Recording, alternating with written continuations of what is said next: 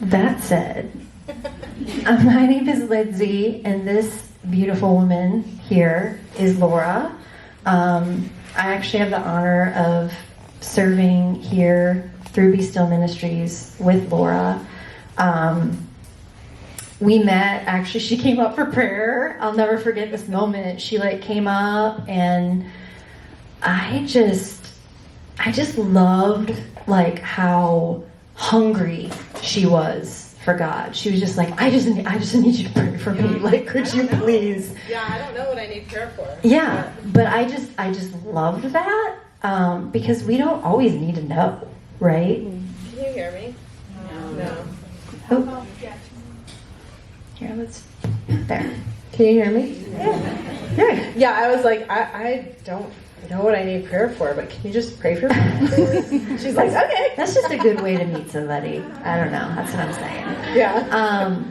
But Laura, I would love for you to share with us, and you've got quite a story.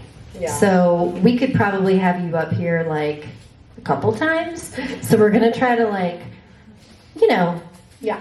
cap it, Yeah. but touch the high points. Okay. So tell me, first of all, just kind of your background, and your upbringing, and just kind of a little bit of where you came from, because I do think that's super important in your story. Yeah, so my story starts with adoption. I was adopted at 7 days old to who I call mom and dad. Oh, there they are. Oh gosh, I'm probably gonna cry, but I'm gonna try not to look at the pictures. We have a tissue. I called them mom and dad. Huge Italian Catholic family. I never felt out of place or like I didn't belong. I always felt like I belonged. My mom was my best friend. Yeah. I felt like it didn't matter how many mistakes I made or how good I did. She just loved me. It just didn't matter, It wasn't a conditional type of love based on my performance. The love I felt for my dad was different. I felt like if I did better, if I got better grades, if I obeyed, that, he would love me more, he would be proud of me. And that's basically how I viewed God. I viewed God as the strict, stern father where, if I did good, then he'd answer my prayers, or he'd be happy. And, it was kind of I felt like a contingent love, from my dad and from God. And growing up Catholic, there's tons of rules. And so that's could have been one of the reasons why. But age 13, about 13, I started dressing differently, looking for attention in all the wrong places, hanging around with different crowd. Age 14, I met Phil, who's now my husband. Oh, look at that hair. Yeah. Wow. Yeah, Aquanet. Yeah. Lots of hairspray. So I met Phil when I was 14. He was 18. I lied and told my parents he was 16. I lied and told him I was 16. So great. And when I was 15, I lost my virginity to Phil. At age 20, I got pregnant. I don't remember taking the test or anything. I think it's something that's blocked out. But I do remember, being late with my period, getting, saying that I was pregnant, calling Phil and telling him, I need you to come over. And so he came over and I was like, I'm pregnant. He's like, what? I'm like, yeah, I know, shocking. We don't use protection, I mean. And so I was like, and he's like, oh my gosh. He's like, just a couple days ago, I came to your parents' house while you were at work, and I asked them if I could marry you. He's like, I'm having a surprise party this weekend with all of our friends and family, and I'm going to ask you to marry me. He's like, and now they're going to think the only reason I'm asking you is because you're pregnant. And I'm like, oh my gosh. I do remember when I first found out that I was pregnant, I didn't believe in abortion. I was totally against abortion because if my birth mom had an abortion, I wouldn't be sitting here right now. talking to you. But I do know, like, in that moment, like, I felt like that was, like, my only option. Because I was like, there's no way. Like, our Italian family was perfect. Nobody made mistakes. Everyone was perfect. I'm like, I'm sure not going to shame my parents, you know, by them adopting me to make my life better, and now I'm going to ruin theirs by being pregnant, you know. And so on September 14th, 1991, Phil had this big, huge surprise party while I was pregnant. He asked me to marry him in front of everybody. I said yes, and then on September 18th, 1991, 4 days later, I had my abortion. I don't really remember much about that day. What I do remember has come with some of my girls are in the room, but doing a post-abortive healing Bible study called Surrendering the Secret, and just by us talking during the study has brought some memories back. Like, I remember we all had pink gowns on. We all were like in like folding chairs, like in a row. Oprah was on. I remember that. I loved Oprah. Oprah was on. I remember after the procedure, being in a wheelchair and not feeling well, and the nurse put like a cold cloth on my head and on my neck. And then I went to the car where Phil was waiting for me and acted like nothing ever happened and never spoke about it again. And it was like just that secret that just kept getting buried and buried and buried, and we just didn't talk about it. Yeah. Yeah, and then and that's what secrets, you know, Yeah. I mean, we think we can bury them. Mm-hmm. Yeah, and then I wanted to get married at a certain venue, and the only date that they had available was September 18th, 1993. So exactly 2 years to the day of my abortion, I got married. Wow. Yeah, I don't think it was a coincidence.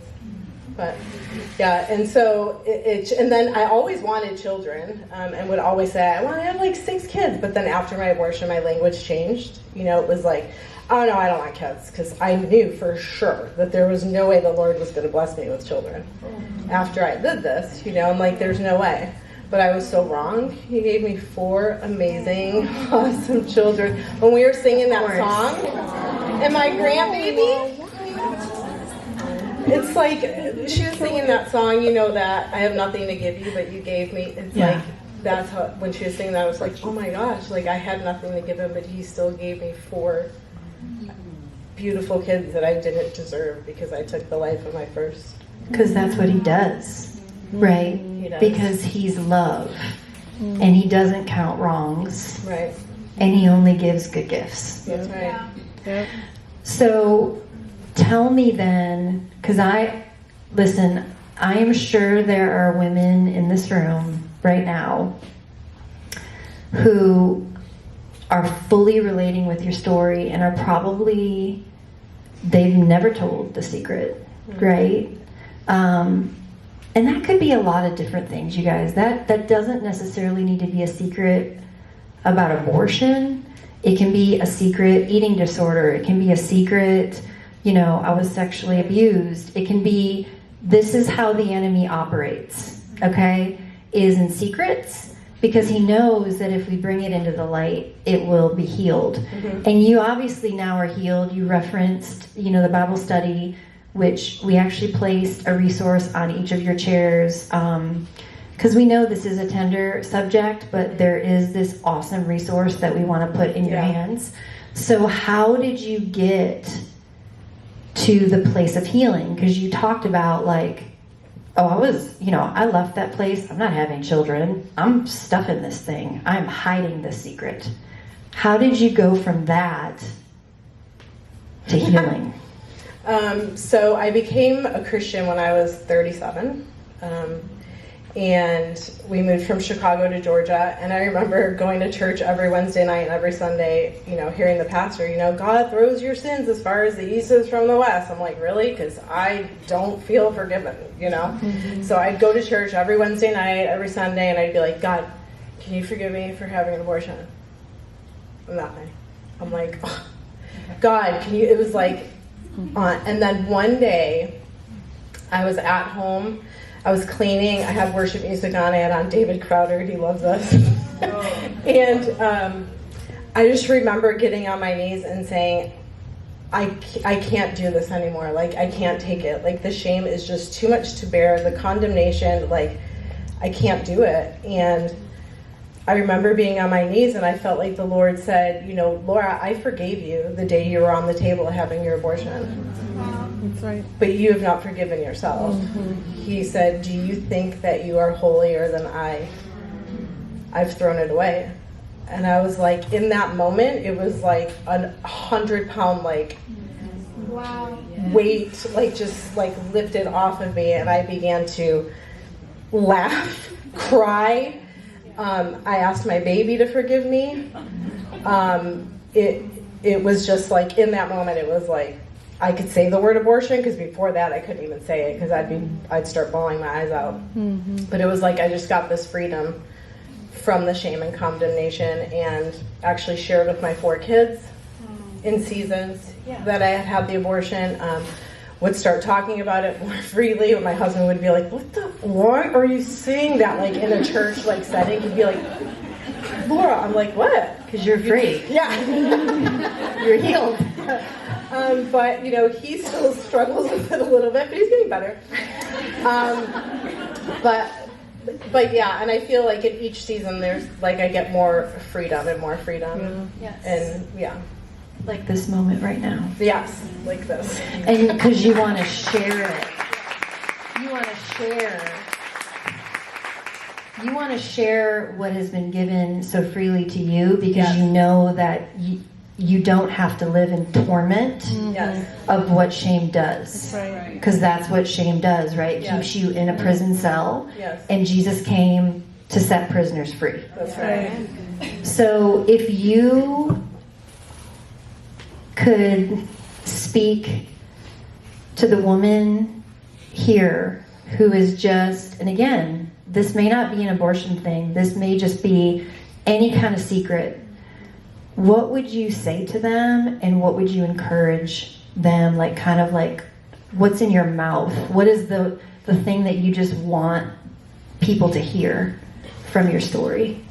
I just feel that the enemy just loves secrets. He loves to keep us quiet. He doesn't want us to share our secret. He loves to whisper the lies in our ear, and we're so ashamed that we don't want to let it out. So my thing would be to tell you that this is a safe place to share with the women here if you want to come up for prayer. And then that's when the tormenting stops, is when the secret is spoken. And it's brought to the light, and then darkness has no place when there's light. Amen. Yes. Yeah. That's power right there. So I would love, as we kind of wrap up, Can I just share one more story? I want you to. Okay. Yeah, whatever Holy Spirit. It's Please. really quick. It's just one No, more it story. doesn't need to be quick. You're good. Be Still has been such a blessing to me, coming, because we lived in Georgia, and then we moved out to Kona, Hawaii to do missionary work and in Nepal, and God called me back here, and I was like, why are you calling me back to Georgia? Like, I'm supposed to be like a missionary, like, for the rest of my life. Why am I coming back? And I was kind of being disobedient, because I was like, I'm not going. But I ended up coming back, and I was like, why? And just coming into my first Be Still, and just being in the presence of God at these gatherings has just been so, like, amazing to me. And then doing Father's House study. Guys, if you have not done Father's House, you need to do the Father's House study. It will change your life forever. It will change who you are. It will change who you think God is. Yes. It will change. I'm going to share this. We were at Father's House study in here, and Rachel and Karen do these activations where they have you close your eyes, and they're like talking, and they call God Papa God. And I'm like, that's so weird. I'm like, that is so strange to me. Like, I've heard him called a bunch of different things, but not like Papa God. I'm like, that's weird. But I'm like, okay, whatever. And so My dad now is in a memory care unit. He has Huntington's disease. And when I go visit him, it's usually out of obligation because I feel bad, and usually try to go every 2 or 3 weeks. And so one day, and I usually schedule it like days in advance, but one day I was leaving Father's house and I was like, I should go visit my dad. And so I call there and they're like, yeah, you can come. So I go there and I'm sitting there and they wheel him out. And they're like, Papa, your daughter's here. And I'm like, what? I'm like, I have been coming here for 2 years. And they have never called him that. I'm like, what is happening? This is so weird. And so I'm like, okay, so me and my dad start talking, and usually he'll be like, so what's, I'm like, so all this stuff's happening in Chicago. We talk about the Stalling family, what's going on and everything. And I'm like, so is there anything else that you want to know? And he's like, yeah, how's Laura? And my mom's name was Laura. And I go, you mean mommy? She's gone. And he's like, no, you. I want to know how you are. And I was like, what? I'm 51 years old. You have never asked me like how I am. I was like, tears started welling up in my eyes, and I was like, I literally don't even know what I'm going to say because he's never asked me this. So I started like just sharing some things, that I was looking for a new job, and I ended up leaving, and I got in the car and I was just bawling because I was like, God, thank you so much like for changing my dad. And God said, Laura, I have not changed your dad. You're seeing him with new eyes. And that's what Father's House has done for me. It is like I see people like with his eyes because I know who he is now. Yeah. He's not a strict, stern father that's going to punish me, and No. it's and then during one activation. This is great because we all need to do Father's House, so this is perfect. Then during one activation, they were like, close your eyes and envision, God in Father's house. And I saw him sitting down and me standing in front of God, and him like kind of like twirling me around, while he was sitting. And I was like, it's kind of weird. Why is he sitting and twirling me around? Like, why isn't he dancing with me? But then a few weeks ago, I went to go visit my dad, and this guy was like playing music and stuff, and me and my dad used to dance together all the time when I was little, and my dad just grabbed my hand and he started like, hi. And I was like, the Lord actually showed me like a vision of what was going to happen with my dad. I'm so glad you shared that. So not only, your story is just power, but like Father's House is wrecking you at another level. Oh, yeah. Right? Girl. And changing Like the freedom I didn't know I needed. Yeah. Right, and changing the foundation of what you believe, right? And again, please hear me in saying this. We've been taught some wrong things, you guys, in the form of religion, and we need to kind of undo some stuff, and it's okay. God is doing that right now on the earth. Yes. And that is what he is pouring out right now. That's part of, we're hearing about revival. We're hearing about his spirit. Yeah. We're learning that God is an amazing father. And so I would encourage every one of you can go on our website, you can scan the QR code, do Father's House, because I've done it now 6 times. And I think you'll be doing it 6 times too.